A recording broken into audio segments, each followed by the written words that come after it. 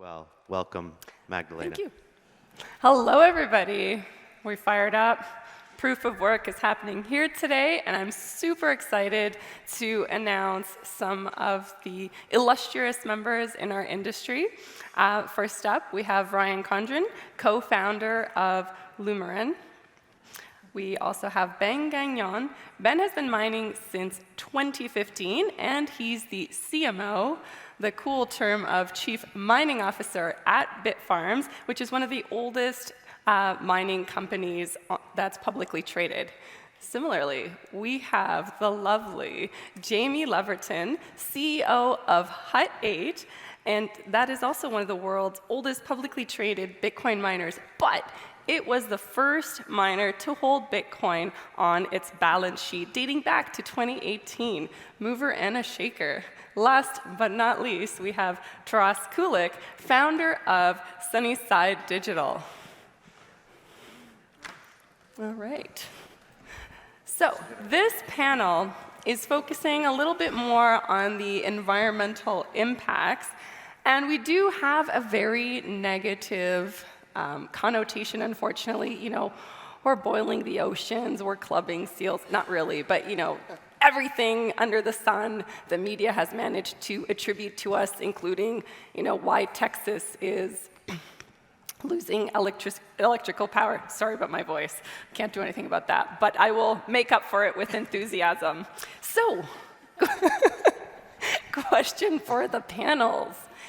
Is POW, proof of work, good for humanity, good for the environment? And how does it differ from proof of stake? Particularly, like, we're seeing proponents like Greenpeace saying, change the code, move towards proof of stake. It's the environmental panacea to solving everything. So where do you stand? Is it good for humanity in the world? Yes. That's it, we're done, pack it up. I mean, it's an absolute requirement for security and for the consensus mechanism that we all believe in. I mean, if it's good for the environment, I would argue, yeah, because it's the underpinning of the ongoing growth of the renewable energy sector globally. I mean, it's a way to support renewable energy in very far locations where there isn't existing population centers as you build transmission. And I think that alone is a major green checkmark for folks that want a sustainable and renewable future. Yeah, I would say, I mean, it's good for humanity simply in comparison to proof of stake, because it's freedom and acquisition. Anywhere in the world, if someone has electricity, they can have Bitcoin. And that's huge, that's freedom. It's not proof of stake where to those that have will have more. It's those that don't have, but have the ingenuity to set up a mining facility or to acquire hardware or GPU or whatnot, can acquire tokens, and that's freedom. Yeah, and I think we have to, with respect to, you know, Greenpeace in particular, you got to follow the money a bit, and it's no secret that one of Bitcoin's biggest competitors wrote a very large check and kind of pushed Greenpeace in the direction of the research that they ultimately published. I think what's nice that we've seen recently, KPMG actually came out with a report on the benefits of Bitcoin mining, in particular for the transition to renewable energies. And the more we can see these truly objective, sophisticated parties coming in and giving us better research, I think that's a great thing for the industry that we've started to see in the last 6 months. See, we can follow the money with Bitcoin, but it's so much harder to follow the money in TradFi. You know, Bitcoin mining being attacked by environmentalists is probably the funniest thing on the planet. You know, Bitcoin mining is the only economic incentive in the world to reduce your energy waste or improve your energy efficiency without a government subsidy. The only one. And so if you're trying to create the behaviors that reduce waste and improve energy efficiency, mining is it. And so if you're going to go after mining as being against the environment, you're really, not thinking very deeply. And the people who are pushing this, generally speaking, are the people who don't understand the difference between energy and electricity. They just think that you flip a light switch and you're guaranteed to have that light turn on. if you do not understand all the work and all the effort that goes into harnessing energy and converting it into a usable form that humans can use, like, you will probably get Bitcoin in its appeal. If you do not understand the amount of work that it takes to convert energy into electricity, you probably will never get it. And so this is something that I see over and over again, is that electricity aspect and that incentive aspect is ennobling, because it gives people the foundation to improve their lives wherever they are in the world, so long as they put in the work and the effort. And so anybody in the world can go out there and buy a Bitcoin miner, can set up a, some sort of electrical production facility. We see it in Africa now with grid, and they're doing these remote energy distribution systems. Bitcoin mining is the best tool on the planet for bringing yourself up, and then consequently your family, your friends, your community, and eventually your country and the world.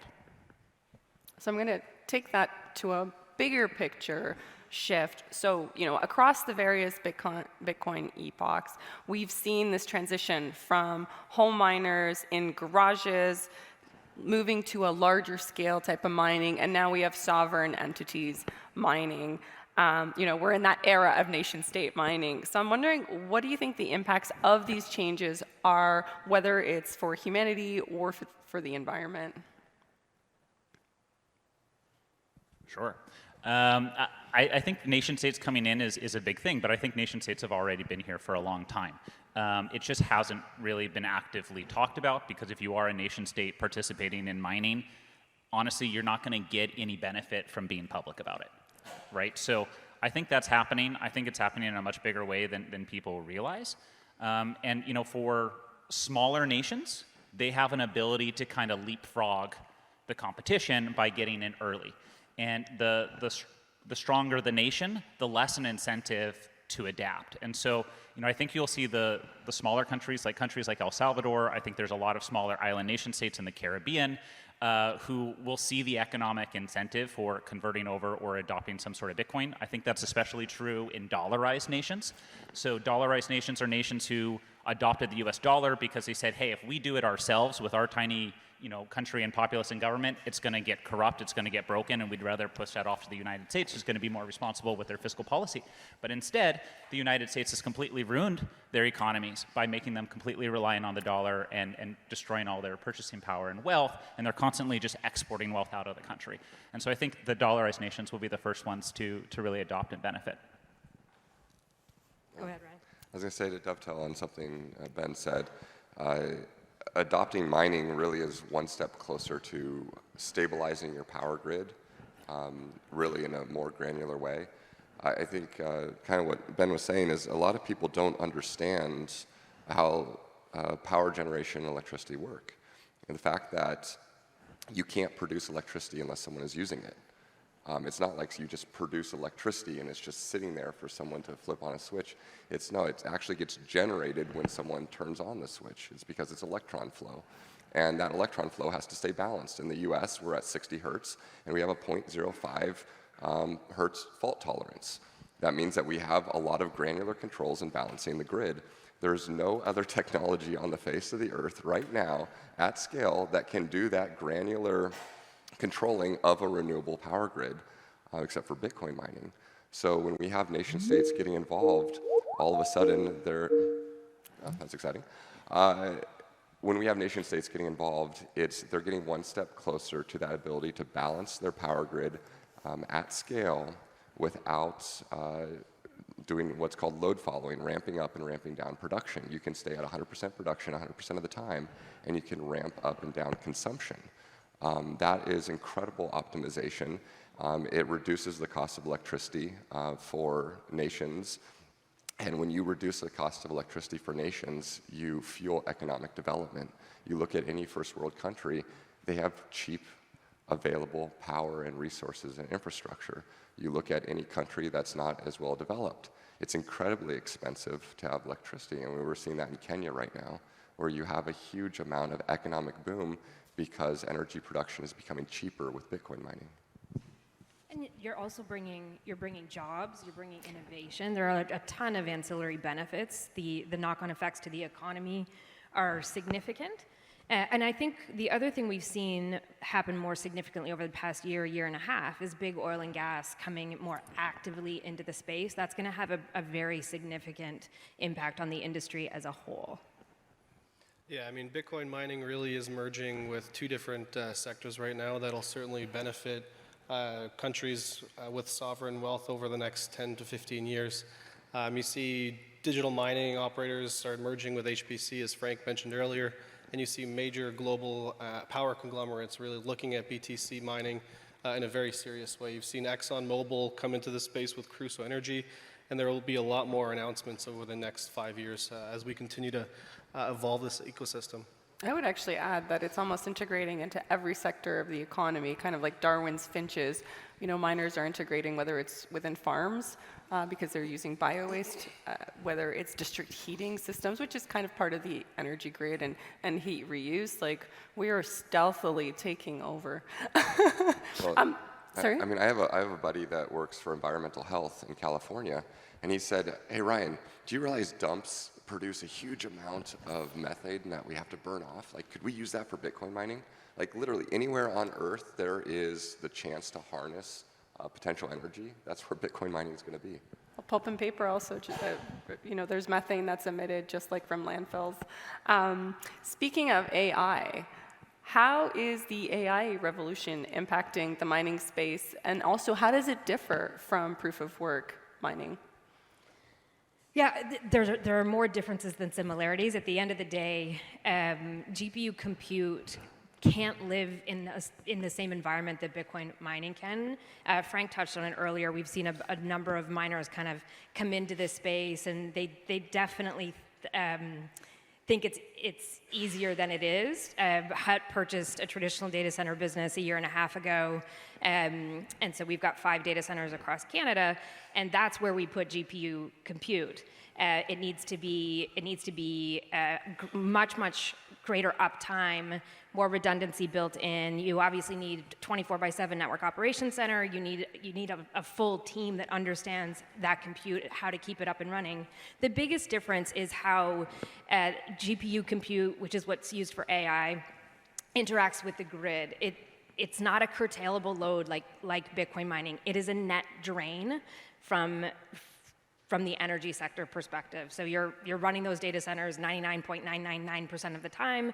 It means it's always taking load away from the grid. It can't work as a flexible load the way Bitcoin mining can. So a completely different relationship to energy. And I think it's going to be increasingly under pressure, the AI space. The narrative that Bitcoin miners have faced really comes from ignorance, not understanding how we work with the grid, how we actually benefit the grid. The AI conversation is going to be much more intense because it is just a net taker, unfortunately, and that the demand is only going to increase, and the strain that will put on energy grids will be significant. It should actually dovetail into seeing more Bitcoin mining coming into those constituencies to help balance the grid. Yeah, I mean, I think that we're seeing a merger of HPC and digital mining where the existing HPC ecosystem's on a magnitude larger than digital mining, but luckily digital miners have been able to canvas the planet for the lowest cost power to be able to operate efficiently. The good thing is that many of the digital miners will be able to actually incorporate HPC at some scale based on the existing infrastructure that's already in place, but not every single digital mining operation will be able to incorporate HPC. Key reasons being latency. You need off-takers that are within proximate area to be able to actually have proper compute that then goes back to the off-takers very quickly with low latency. The other issue is CapEx. I mean, to develop a megawatt of digital mining is anywhere from $200,000 to $400,000 a megawatt on average. To develop HPC, that cost goes up by a multiple. Several multiples, so you really have to be careful with how much CapEx you actually have available for growth. The final thing is that the capital markets actually look at HPC in a much nicer light, so to speak, where the weighted average cost of capital for those building HPC data centers actually is much lower, meaning your cost of financing is much lower versus digital miners. So the actual integration of HPC with digital mining will drive down the average cost of capital for those digital miners on the public side that need to access capital for additional growth. So I think that will be an incentive for the markets to really support that integration that we're seeing in the market today. But it's also time. So Taras is right. 200 to 400K to stand up a megawatt of Bitcoin mining takes about 6 to 8 weeks. Whereas a traditional data center, you're looking at 10 to 12 million on average a megawatt, and easily 24 months for the full construction cycle. Thanks for those. Oh, go ahead. I think from a business point of view, if you're looking at, hey, this is an infrastructure asset and we're trying to generate a yield, sure, there are some similarities, but for the most part, it's completely different. The Bitcoin mining is an economic incentive to monetize low-cost energy resources wherever they are in the world, and AI is a business that requires customers. You need to have another person on the other side of that compute who's paying you for that compute. With Bitcoin, the algorithm does, and so we don't have to go out and develop sales teams and market ourselves and push ourselves and offer discounts or promotions. We are focusing on the energy side of things. And I think a lot of Bitcoin miners are interested in HPC right now because mining margins are pretty low, right? And so when you're looking at mining margins at all-time lows, 9 months before halving, and you're looking at, hey, I've got this low-cost energy, what are other good applications and other ways to monetize that? And with all the buzz around HPC, obviously there's some interest there, but it's a fundamentally different business altogether. I also think that at some point, people will start paying attention on the energy side of AI, the same way that they pay attention to the energy side of Bitcoin.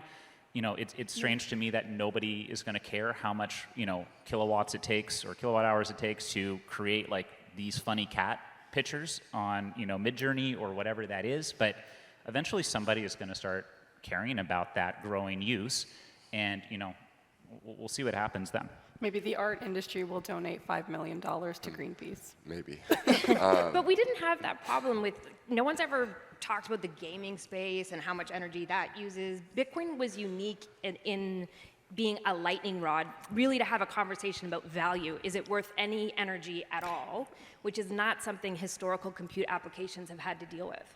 That's true, because people see the built-in utility of gaming, they see the built-in utility of AI compute, and the reality is all of these systems are benefiting from the stability that Bitcoin brings. Bitcoin is paving the way for larger renewable energy. It's paving the way for more production because there's a guaranteed customer. You produce the electricity, you'll have Bitcoin miners buying it. So we are stabilizing grids, we are growing grids, we are growing the amount of energy that is available, and now AI and all these other systems are going to come in and benefit from that. But we've done a really bad job of telling that story, a really profoundly horrible job. Well, we've tried to fix it with the Bitcoin Mining Council. I know Ben and I have spent hundreds of hours making sure that the data that's the best we have to collect is out there. So, we are definitely fighting the fight these days. So this industry has focused a lot on the carbon element, right? And also the energy side and energy use. But there are other environmental impacts, noise being one, but also e-waste that we have been crucified in media based on sometimes bad data. How has sort of, mining equipment changed over time, but then also, what is the path forward for reducing e-waste? I think the e-waste thing is kind of Ruben? nonsense. It all comes What's from Alex. e-waste? It all comes from Alex DeVries, a digiconomist. Let's be honest, like the same guy who funds all of the FUD for Bitcoin mining in general. It comes from one paper. It comes from his belief that a Bitcoin miner is good for 18 months and then it's thrown in the garbage. It's fundamentally bad inputs and you're getting bad outputs. The reality is a Bitcoin miner lasts for years, and as we move towards marginal costs energy, which is what's happening in the industry, the older and older miner gets longer and longer lifespans. A Bitcoin mining computer is just like any other computer. If you keep it in a good operating condition, it will basically run forever, right? As long as you've taken good care of that server, it's going to keep running. And so as we look towards more grid stabilization, as we look at more integration with grid, with substations, with distribution systems, and that cost of energy, that marginal cost of energy gets closer and closer to zero, the lifespan of any miner gets infinitely longer. And I think that's what's going to happen. An S9 you can still run an S9 today. Like, people don't talk about this, but you can still run an S9 today, and people can still do so profitably. And that will be true after the halving too, provided your energy cost is low enough. I mean, it all comes down to the profitability calculation, right? If network difficulty is rising at a certain pace, if the exchange rate rises past that, then you start seeing older miners come back online. You know, we saw in 2020, 21, like people plugging back in their S9s because it was all of a sudden profitable. One thing that we should also remember is that when a miner is unplugged here or in Western countries, they don't typically just go right into the garbage heap or the recycling facility. What actually happens is they get put on pallets and shipped to facilities in jurisdictions globally where cost of power is usually 0 or negative sometimes. Typically jurisdictions like Venezuela, Argentina, and others where, yeah, those S9s are probably still alive, humming away somewhere in a place where they're looking for stability in the currency and looking for value creation as well. And honestly, those S9s are a really good bet, because if you can pick them up for a cheap enough price and you can put them in and operate them on marginal cost energy, you get an almost instant payback on your investment. Whereas if you're looking at, like, let's say we're buying a new, you know, S21 or S19 XP, you're paying massive amounts of capex for that machine, and you're incurring huge amounts of downtime, which is drastically extending your payback period out not weeks or months, but years. Right? And so there is a huge use case for these, you know, lower efficiency, low cost machines that can be deployed anywhere. And so I think it's important that we communicate these stories, the stories when it comes to landfill and landfill diversion, whether it's reusing them, whether it's reusing methane that's released, or the company that I advise that's actually redirecting tires and converting them to energy. So these are the stories we need to communicate so we create a better picture. I'll leave with Jamie with the final thought because we are out of time.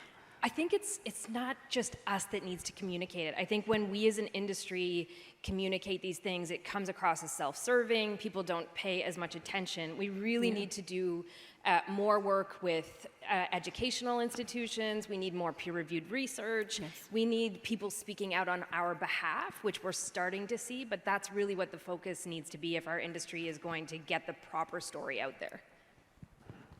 Thank you very much. Very insightful panel. Amazing. So remember, we are at a conference where we meet and greet and communicate and converse with each other.